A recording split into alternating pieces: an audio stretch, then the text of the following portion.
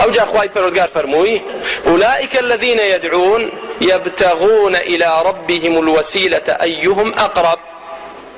أوانيك خەڵکی هاواریان دەکەنێ داروبەرد نین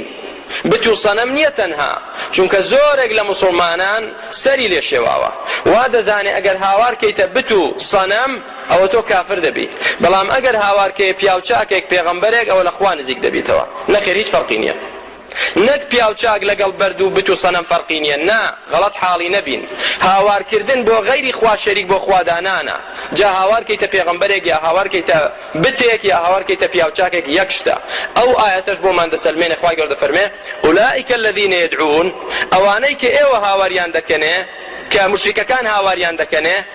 چین داروبەردنیان پیاوی صالح و چاک و لە خوا ناسن دەفەرمێ يبتغون إلى ربهم الوسيلة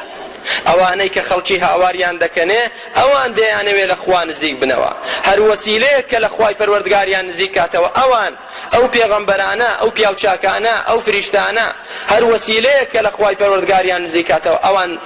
سورن لەسەری و دەیگرنە دەست و جێبەجێی دەکەن ئەیوهم ئەقرب منافسە و پێشبڕکێ دەکەن پیاوچاکان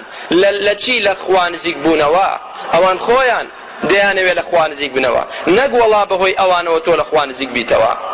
ويرجون رحمته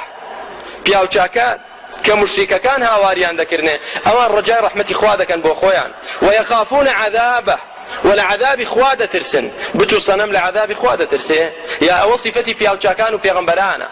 ئەوانەی کە مشریکەکان هاواریان دەکردنێ پیاوچاک و پێغەمبەران بوون خوای گەورە فەرمێ پیاوچاکان و پێغەمبەران خۆیان لە عذابی خوا دەترسن نەک ئەوان ئێوە لە عذابی خوا نەجات دەن